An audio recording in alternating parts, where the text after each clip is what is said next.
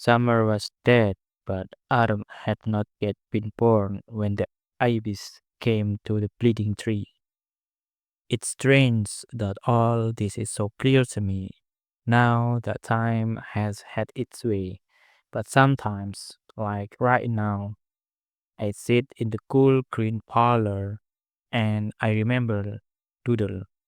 Doodle was about the craziest brother a boy ever had. Doodle was born when I was 7 and was, from the start, a disappointment. He seemed all head, with a tiny body that was red and shriveled like an old man's. Everybody thought he was going to die.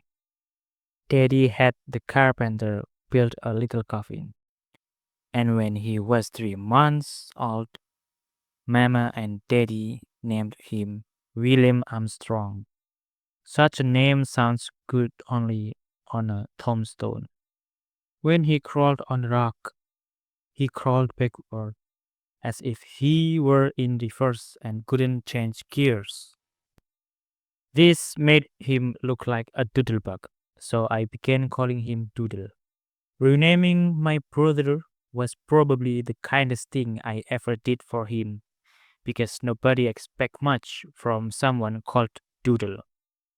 Teddy built him a cart, and I had to pull him around.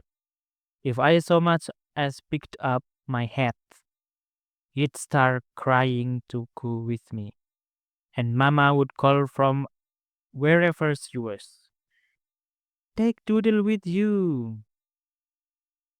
So I dragged him across the cotton field to share the beauty of Old Woman's Swamp. I lifted him out and set him down in the soft grass. He began to cry. What's the matter?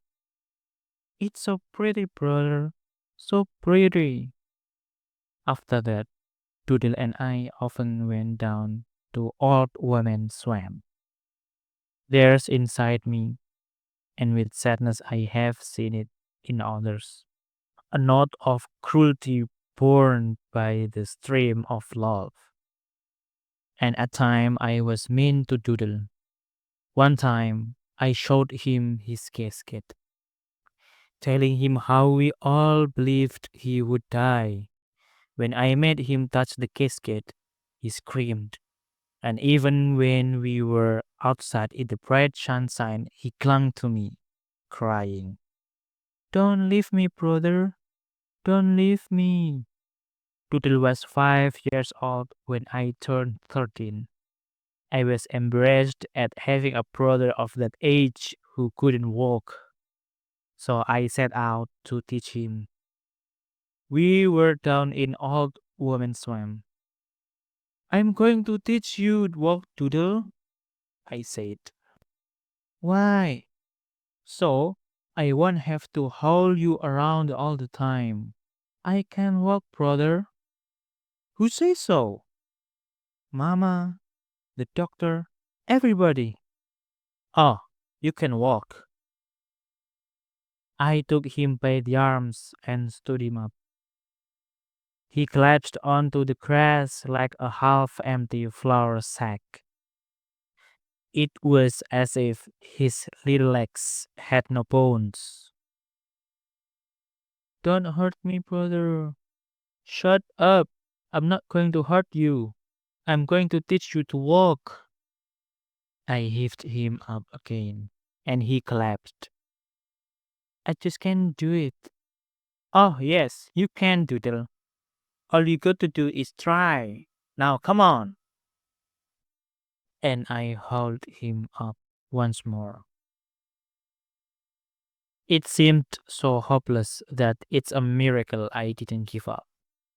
But all of us must have something to be proud of, and Doodle had become my something. Finally, one day, he stood alone for a few seconds. When he fell, I grabbed him in my arms and hugged him, our laughter ringing through the swamp like a bell. Now we knew it could be done. We decided not to tell anyone until he was actually walking. At breakfast, on our chosen day, I brought Doodle to the door in the cart. I helped Doodle up, and when he was standing alone, I let them look. There wasn't a sound as Doodle walked slowly across the room and sat down at the table. Then Mama began to cry and ran over to him, hugging him and kissing him. Daddy hugged him too. Doodle told them it was I who had taught him to walk. So they wanted to hug me, and I began to cry. What are you crying for?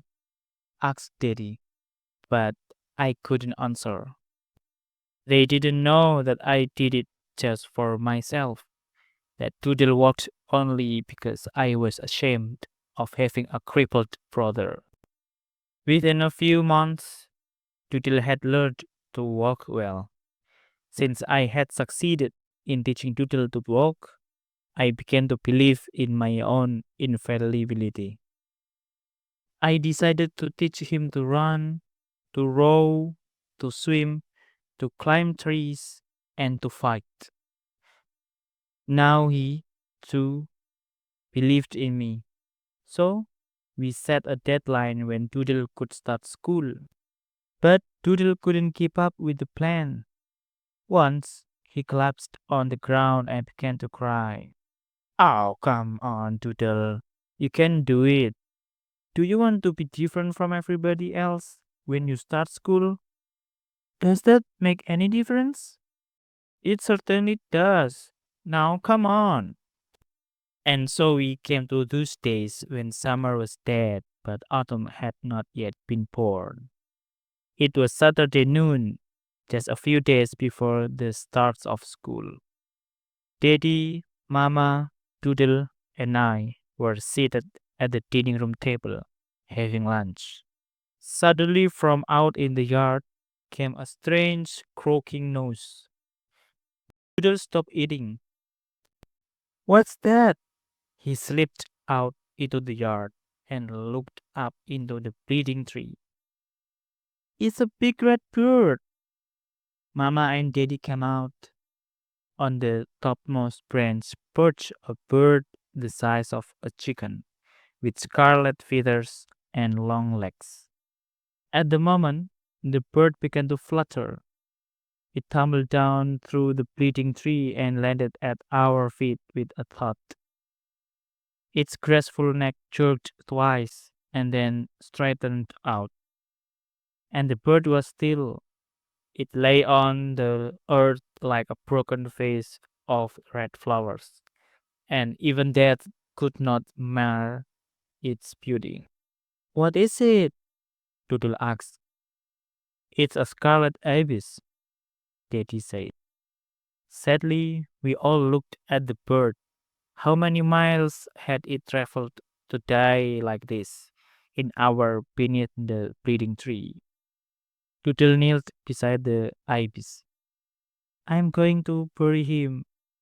As soon as I had finished eating, Doodle and I hurried off to Horsehead Landing. It was time for a swimming lesson, but Doodle said he was too tired.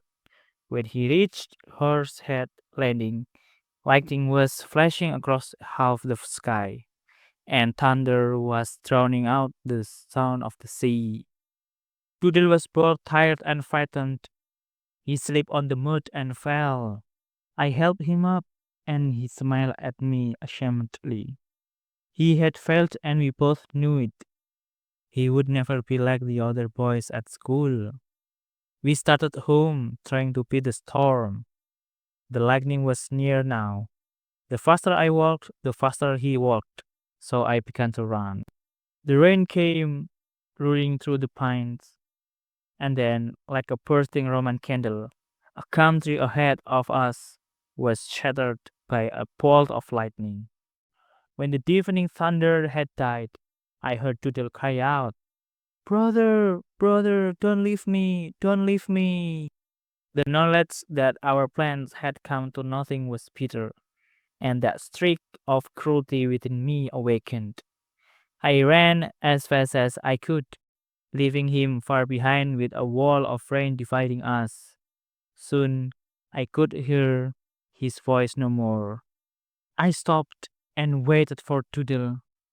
The sound of rain was everywhere, but the wind had died and it fell straight down like ropes hanging from the sky.